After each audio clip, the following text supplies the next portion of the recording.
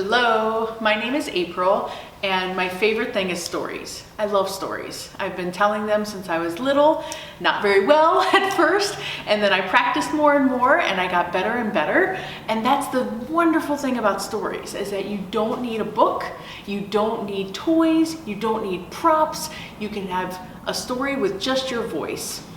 And so that's what I wanted to talk a little bit about today, is encouraging you to try out telling stories. And you may find that the very first time you try, you forget important details or it doesn't all come together just right.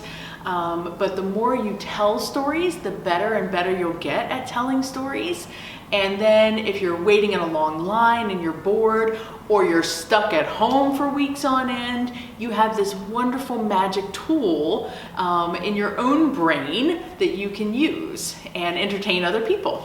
So when I started telling stories, the first thing I learned is that you need a beginning and a middle and an end. A story has to have a narrative arc to it, because otherwise you don't know where to finish up. You may have too much in the middle, you may forget details, but if you think in your head about that beginning, middle, and end, that will help you remember all of the things you want to say.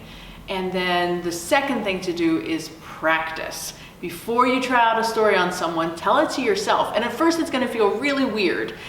We don't like to, maybe you talk to yourself a lot, but most of us don't do that often. And so you can try it out in a mirror. You can try it out on a stuffed animal. If you have a pet, try it out on your pet. And then once you tell the story a couple of times, you'll start feeling more comfortable with it. Maybe you can think about what to do with your body while you tell the story. If you want to change your voice, if you want to slow some parts down to make them a little more exciting, if you want to speed some parts up when you're getting near the end, and then tell your story. So you can use real life things, you can make up a story, you can tell a story based on a book that you've read a million times and now you almost have it memorized, and you can make it your own. Once we're open again, my office is right in the children's room. So come find me and tell me your story. And if you tell me your story, I've got a special little prize for anyone who comes to find me.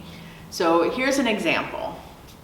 About 3 years ago, I got two little cats. One was named Laffy and one was named Taffy. And they were brother and sister, and I got them from the shelter. I brought them home, and they were very small and very sweet. And one night I was sleeping, it was about 3 in the morning, and I heard the water running in the bathroom, like the sink was on. And I was all by myself. So at first I was a little confused, not so scared, mostly just bewildered. And so I went into the bathroom, and there was Taffy sitting in the sink with the water running on her. Wet, wet, wet, wet, wet. And I thought, what in the world? So I turned off the faucet and I walked away. And before I even got back to bed, I heard the water running again. And I went back, and Taffy was sitting there with the water running. She was sitting up right next to the faucet handle. And I turned the water off again, and before I even left the bathroom, she used her little kitten paws and went and turned the faucet on right in front of me. And I said, "Oh no, kitty." So I picked her up and I petted her little head and I put her down with her wet little paws, and I walked away. And she hopped right back up, and before I even got out of the room, once again she had turned the water on again.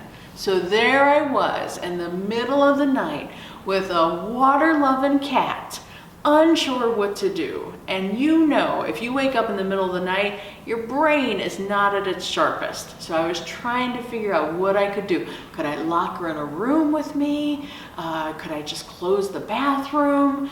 But what I decided to do, I took 4 rubber bands and 2 pieces of cotton, and I rigged up a special cat-proof lock for the faucet. And I had to keep it on for the next couple of days until she forgot all about it and started finding other water, like her water bowl, that she could put her paws in and splash around and make a mess. So that's my personal story. It really happened.